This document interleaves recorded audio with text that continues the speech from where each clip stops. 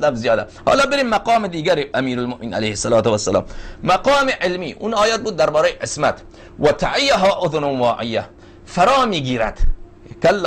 بله فرمود که بله فرمود لنجعلها لكم تذکره و تعیها اذن واعیه.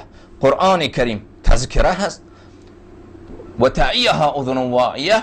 اذن واعیه این انسان فراگیر ای را خوب فرا میگیرد که از او هیچ چیز فوت نمی شود، هیچ چیزی بیرون نمی ماند و هیچ چیز ساقط نمی شود، همش را خوب در بر میگیرد، معانی قرآن را، اسرار قرآن را، باطن قرآن را. خب درباره علم امیرالمؤمنین علیه السلام، حالا ما اگر قرآن را بشناسیم که قرآن خودش را چگونه معرفی کرده، بعد اون کسی که واعی اسرار قرآن کریم هست و خزانه علوم قرآن کریم هست و آن کسی که خداوند تمام دانش‌ها و حکمت‌های قرآن را به او داده، مقام علمی او را هم میفهمیم که چه مقامی هست. سوره مبارکه انعام، این آیات الی ماشاءالله در قرآن کریم در این باب خیلی زیاده دوستان عزیز، درباره این که قرآن کریم دارای چه اسراری هست. سوره مبارکه انعام، ما فرطنا فی الکتاب من شیء، خداوند متعال فرمود در این کتاب هیچ چیزی را ما فروگذار نکردیم، هیچ کوتاهی نکردیم، هیچ تفریطی در این قرآن کریم صورت نگرفته، همه چیز در این قرآن کریم بیان شده. آیات دیگر از قرآن کریم، سوره مبارکه انعام، اعوذ بالله من الشیطان الرجیم، و عنده مفاتح الغیب لا یعلمها الا هو و یعلم ما فی البر والبحر و ما تسقط من ورقة الا یعلمها ولا حبة فی ظلمات الارض ولا رطب ولا یابس الا فی کتاب مبین. خداوند متعال در این آیه فرمود که ولا حبة ولا رطب ولا یابس الا فی کتاب مبین.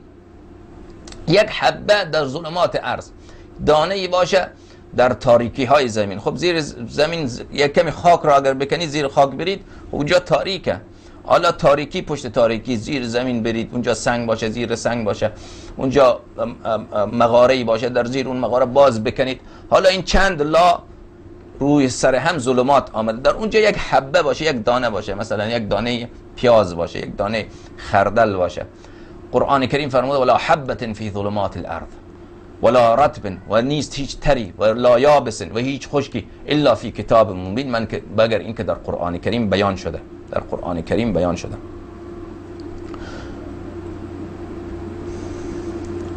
در سوره مبارکه یوسف فرمود الف لام را تلک آیات الکتاب المبین، الف لام را تلک آیات الکتاب المبین، این آیاتی را که میخوانید این آیات کتاب مبینه. در سوره مبارکه نمل هم فرمود طاسین تلک آیات القرآن و کتاب مبین، این آیاتی را که میخوانید این آیات قرآن کریم و کتاب مبینه. پس معلوم شد که قرآن کریم کتاب مبین است. سوره مبارکه نمل آیه 57 اونجا فرمود و ما من غائبة فی السماء والارض الا فی کتاب مبین، هیچ غائبه‌ای در آسمان و در زمین نیست مگر این که در این قرآن بیان شده. غائبه یعنی چیز پنهان، امر نهانی، امر که مردم نمیبینند. غائبه میگن امام علم غیب داره یا نداره.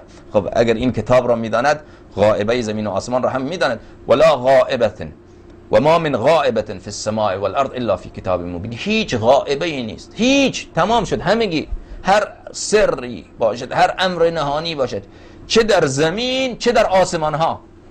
در زمین مثلا اموری که در زمین پنهانه، اسرار من، اسرار شما، اسرار این همسایه، اسرار اون آقا، شما در خانه‌تان چی پنهان کردید، در بعد این که در زمین چی چیزهای پنهانه، مورچه ها در لانه های خود چی چیزهایی را پنهان کردن، بله در جنگل ها چی چیزهایی هست، در زیر زمین چی گنج هایی هست، اینا همش غائبه ها، پنهانی های امور در زمینه. در آسمان ها ما که آسمان ها را نمیدانیم، اما اونجا در آسمان سکان موجوده، در آسمان باشندگان هستند، در آسمان ملائکه هستند، مخلوقات زیاد آسمانی در آسمان ها هستند که اونها هم همینطوری که ما اسرار داریم، چیزهایی را ما داریم که دیگری نمیداند، یا چیزهایی هست که اونها نمیدانند.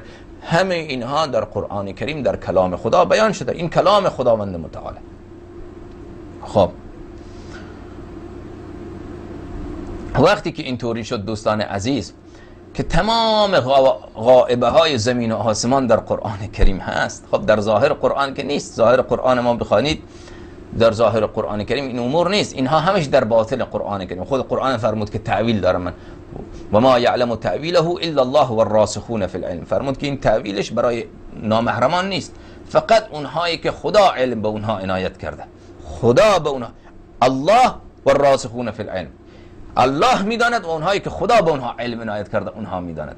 بل هو آیات بینات فی صدور الذین اوتوا العلم و ما یمسه الا المطهرون، اونها این را میدونن. خب وقتی این شد دوستان عزیز، حالا مقام علمی امیرالمؤمنین علیه السلام فوق تصور تمام بشر هست، که وقتی کسی که این همه اسرار نزد او باشد و باید همین باشد. ببینید و خداوند متعال به حبیبش چی گفت در سوره فرقان؟